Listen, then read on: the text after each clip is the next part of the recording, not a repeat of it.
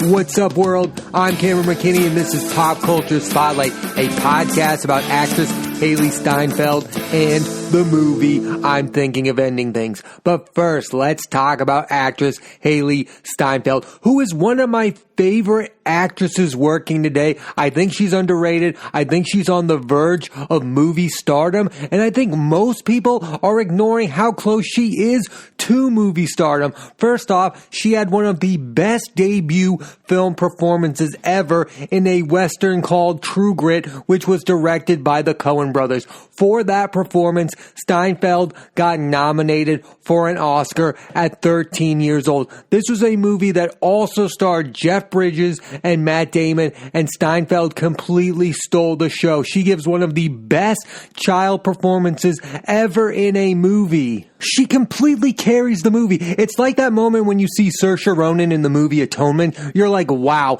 that's an actress in the making right there. It's the same thing with Steinfeld and True Grit. You know there's something special there. It's not just a character she's playing. You can sense the star potential. And the same thing that happened with Saoirse Ronan in Atonement has happened with Hailee Steinfeld. She has continued to give great performance after great performance. After she stars in True Grit, she's in a movie. It's a small supporting role in this movie called Begin Again. I absolutely love this movie. This is one of the best movies of all time. It stars Keira Knightley with Mark Ruffalo, and Hailee Steinfeld plays the daughter of Mark Ruffalo's character. If you have not seen the film Begin Again, I cannot recommend it more if I tried. It is so awesome. It's so underrated. It's like this weird indie that's about the music industry, and Hailee Steinfeld in this film completely blew me away. She has tremendous chemistry with Ruffalo and Knightley, and she carries her own in this film. There are points where you're watching this movie and you want this movie to be about her character. And in the ending of that film, her character performs with Keira Knightley's character in one of the best endings I've ever seen for a movie. Again, watch the movie Begin Again, and then you'll understand how good Hailee Steinfeld is as a young actress. Then she has a supporting role in each of the Pitch Perfect sequels. It's so interesting that she also has a musical career, but she first was in movies about music. I mean, Begin Again and the Pitch Perfect sequels. So to see those movies and to now for her to have her own musical career, it's so fascinating. I, for one, like her acting better than her music, but it's interesting that she's really decent at both things and that her movie career kind of helped lead to her musical career. When you talk about kid actors who get nominated for Oscars, usually that's their most memorable performance. But in the case of Hailee Steinfeld, her best acting performance ever is in this little movie called Edge of 17. I would call this Lady Bird before Lady Bird. This came out the year before Lady Bird. That's why I think there is like this unique comparison to Saoirse Ronan. Both were nominated for Oscars at young ages, and still they shine in movies long after. Like, their memorable performance is not their first breakout performances. They've given so many since, and Edge of 17 is absolutely the best performance Hailee Steinfeld has ever given in a movie. She has tremendous chemistry with Woody Harrelson, who she's in a few scenes with, and she also has tremendous chemistry with Haley Lou Richardson. Listen, I get it. There are some people that don't like coming-of-age movies, but I think when you see some that are about women, like, there aren't enough coming-of-age stories about women that when I see a new one and I'm like, wow, that really works. And Edge of 17 and Lady Bird are two coming-of-age stories that, again, I've never seen anything like them. I completely love the movie Edge of 17. I think it should have got more acclaim critically and financially. This should have been a hit film. More people should see Edge of 17. It is so good from beginning to end, and Hailee Steinfeld completely carries the film. And while Steinfeld has been in these films that are like critical darlings like True Grit, Begin Again, and Edge of 17, she's also been in huge blockbusters that have been both financial and critical successes in the form of Spider-Man Into the SpiderVerse. That's right, she's the voice of Spider-Gwen. It might only be a vocal performance, but I thought her character in that film completely works, and I want to see sequels where she is a main component of them. I love that character, and I love the fact that she's the voice actress of of it. And oh, by the way, she is the star of the second best Transformers movie ever, Bumblebee. Her performance in that film completely carries that movie, and it's the second best performance in that franchise's history, behind only Shia LaBeouf in the first Transformers film. Bumblebee and the first Transformers movie are the only films of the franchise I would ever consider rewatching. So look at Hailee Steinfeld's career. Nominated for an Oscar at a young age, then starred in critical hits like Begin Again, Edge of 17, and has been in some blockbuster movies like Spider-Man Into the Spider-Verse and Bumblebee. I don't think she's getting enough credit for what she's done at this point in her career, and I think there's so much more for her to do. And she can be in any kind of movie going forward. She can be in major franchises and add something to them like she did in Bumblebee, and she can be in massive success movies directed by guys like the Coen brothers. That's the type of actress that Hailee Steinfeld is, and I don't think there are many other people like her right now. And Steinfeld is also the lead of the best show on Apple TV+. That is Dickinson, where Hailee Steinfeld plays a fictionalized version of the character Emily Dickinson. It is funny, dramatic, and quirky all at the same time, and again, it proves that Hailee Steinfeld is one of the best actresses working today. Nobody else could star in a show like that, be the lead of a show like Dickinson, and also be the lead of a blockbuster film like Bumblebee. And Steinfeld is still only 23 years old, so when I look at film careers that I'm excited for, she is at the top of the list. Where she goes next is going to be something special, because just look back at the films. Here's the list of movies and shows you need to watch to appreciate Hailee Steinfeld as the great actress that she is. True Grit, Begin Again, Pitch Perfect 2, Edge of 17, Spider-Man Into the Spider-Verse, Bumblebee, and check out the Apple TV Plus series Dickinson. You won't regret watching the works of Hailee Steinfeld, because she's one of the best young actresses working today. Now let's switch gears and talk about the movie I'm Thinking of Ending Things. Here's a quick synopsis. A fairly new couple, Jake and Lucy, go on a road trip to visit Jake's parents, and things are not quite what they seem. Listen, this movie is nuts. This is the type of movie that you really only watch if you really like movies. That's what I'm going to say right off the bat. This is not a casual movie-going experience. You have to be fully invested into what this movie is. This movie was directed by Charlie Kauffman. I'll talk more about him in a second, but this is not the type of movie that you just tune on in the background. You have to fully engage into what this movie is. Now, I liked a lot of aspects about this movie. I'll talk about what I liked, and I'll talk about what I didn't like, but first, the things that I did like is the performances, and that starts with Jessie Plemons. Jessie Plemons is only 32 years of age, yet it feels like he's been around forever. He's been the star of TV shows like Friday Night Lights. He also appeared in Breaking Bad, and oh, by the way, he's worked with master filmmakers like Paul Thomas Anderson on The Master, Scott Cooper on Black Mass and Hostels,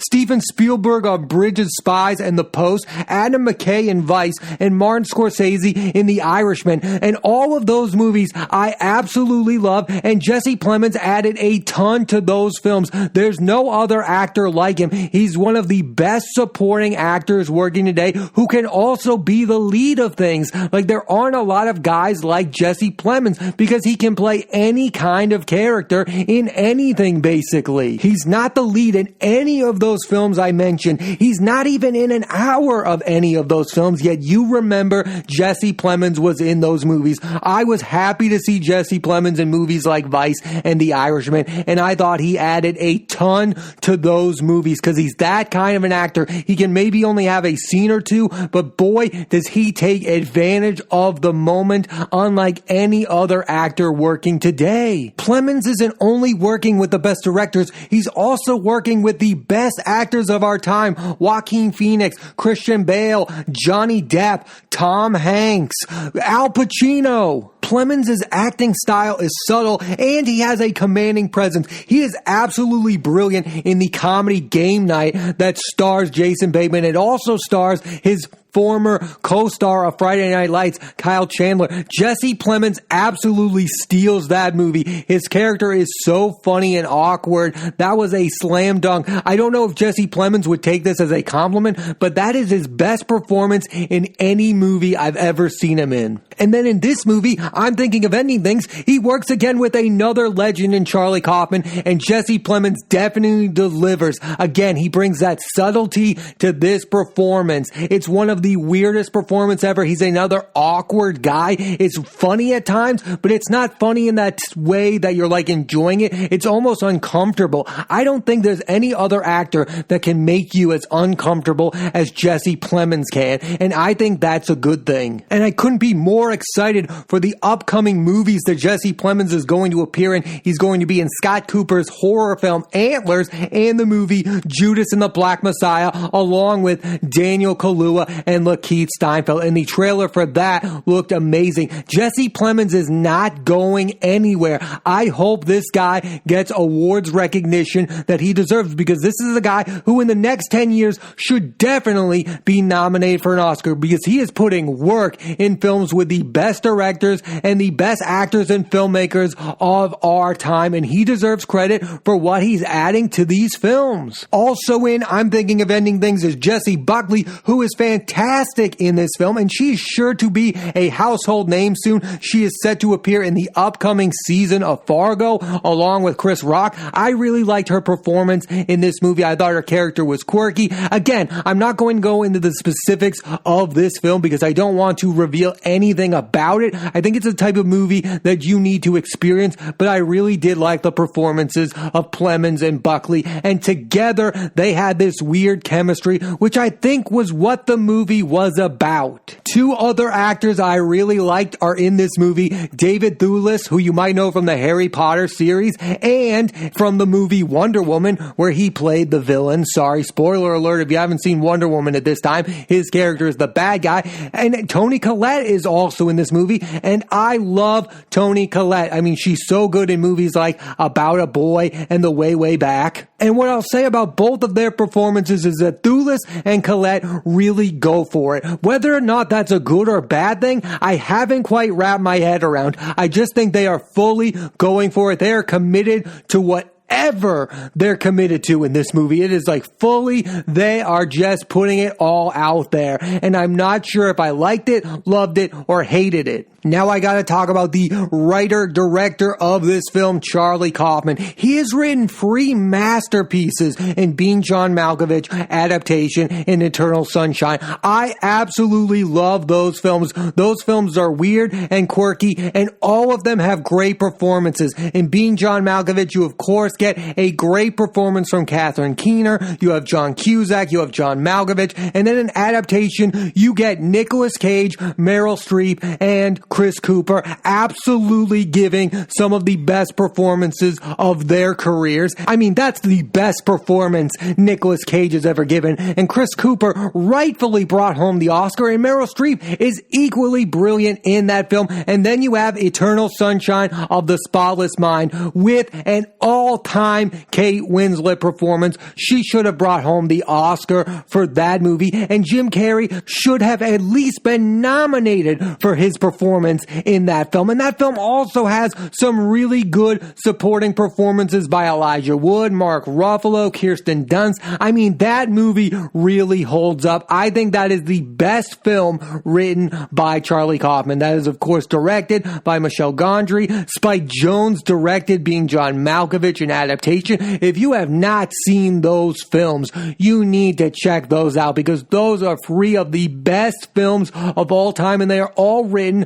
by Charlie Kaufman. He's a one-of-a-kind screenwriter. There's no one better than Charlie Kaufman when he is at his best. Now, when it comes to this film, I'm Thinking of Ending Things, he adapted it from a novel. And listen, I really like this movie. I don't think it is top-tier Charlie Kaufman, because I think Charlie Kaufman has become so obsessed with making movies that are different. He doesn't want to make a simple movie. I think he's made that clear. I mean, Being John Malkovich, adaptation, and of of course, The Eternal Sunshine of the Spotless Mind are not simple, but they are somewhat easy to follow, and a lot of people can become invested in the characters. With this movie, I think at times it's a bit self-indulgent and overcomplicated. I think this movie could have been way more simpler than Kauffman made it be. And listen, I really like this movie. This movie has some really good performances. I love the fact that Charlie Kauffman is on this quest to make fully original movies, and they end up being complicated, which is both good and bad. Like, he is making the most complex movies out there, and they're not for everyone. Those other movies, interestingly enough, that are successful were made by different directors. I think when Charlie Kauffman is the writer and director, he is going to make things so complex to understand that, again, maybe in the hands of other filmmakers, they simplify it a bit, like Spike Jonze with Being John Malkovich in Adaptation, and then with Michel Gondry in The Eternal Sunshine of the Spotless Mind. They kind of pick and choose when to make things complicated and when to make things simplified a bit. And for Charlie Kauffman, it seems like when he's directing things, it's all complicated all the time. It's all complex, and you have to think a lot about the movie. There's a scene in this movie where a character is watching a movie within the movie, and the movie is basically a rom-com that we've all seen before. It is so simple, and I think that's the symbol of exactly the type of movie that Charlie Kauffman does not want to write and direct. And he has gone on this quest so hard not to write and direct a movie like that he has kind of overcomplicated the idea of making a movie. And so for when a movie of his finally does come out, it's a bit too complicated. I can say that I like this movie a lot. I really enjoyed it. It was a long movie. It was overcomplicated. It should have been simplified more. I think there's a way of making complicated movies that are also entertaining and simple enough to understand somewhat on a basic level. And that's what I think those early Charlie Kaufman films did. I think you can kind of get what Being John Malkovich is getting after. I think you can kind of understand Adaptation and what it's getting after. And Eternal Sunshine of the Spotless Mind is basically a complicated film about relationships. I don't think we can come to a consensus agreement about what the film I'm Thinking of Ending Things is about. For me, it's impossible to explain what this movie is about. I think it's about Kaufman's own view on relationships and how hard they are, and about a man who regrets going through life as an ordinary person and not being special. That's the most simple explanation I can give for this movie. And I think the fact that I think it's about that and can be completely wrong is somewhat maddening. You kind of have to overthink this movie, which again, is something that I kind of enjoy doing, but I don't think this is a movie that I could ever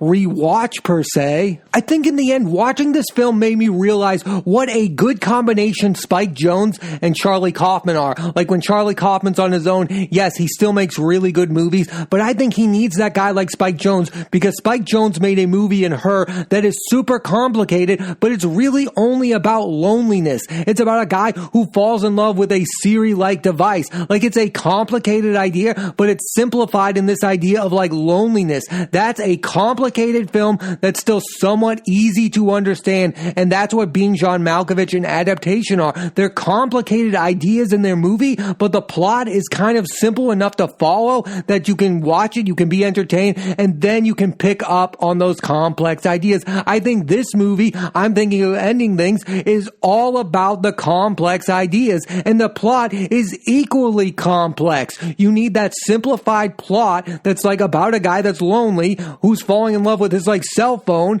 but still there's a lot of complex ideas in a movie like Her. So yes, I like the movies better when Charlie Kaufman is the writer of the movies and is working with other directors like Spike Jonze and Michel Gondry. Because all you have to do to explain The Eternal Sunshine of the Spotless Mind is to say it's about relationships, and then somebody will watch that and go, wow, there's some complex ideas in there, but it's just simplified as this is a movie about relationships. I think I'm Thinking of Ending Things is impossible to explain to somebody who has not seen the movie, where you can explain the other other films. I mean, being John Malkovich might be a hard one to explain, but I think when you get in there, you can kind of get the gist of what that movie is about. I don't think it's easy to explain the gist of I'm Thinking of Ending Things. Although I think it's a really good movie, I think it's one of the better films of 2020. I think it's an average Charlie Kauffman film, and listen, his average is better than most people's best. So yes,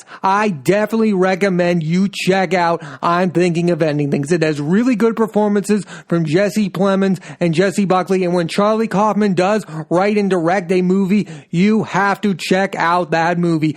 Definitely watch the film I'm Thinking of Ending Things. Thanks for listening to this edition of Pop Culture Spotlight. I'm Cameron McKinney. There'll be a new episode of the podcast every Thursday on Apple Podcasts and iTunes. And this week I put the spotlight on actress Hailee Steinfeld in the movie I'm Thinking of Ending Things. Next week I'm putting the spotlight on the movies The Invisible Man starring Elizabeth Moss and The Devil All the Time starring Tom Holland. So tune into that and please rate, review, and subscribe.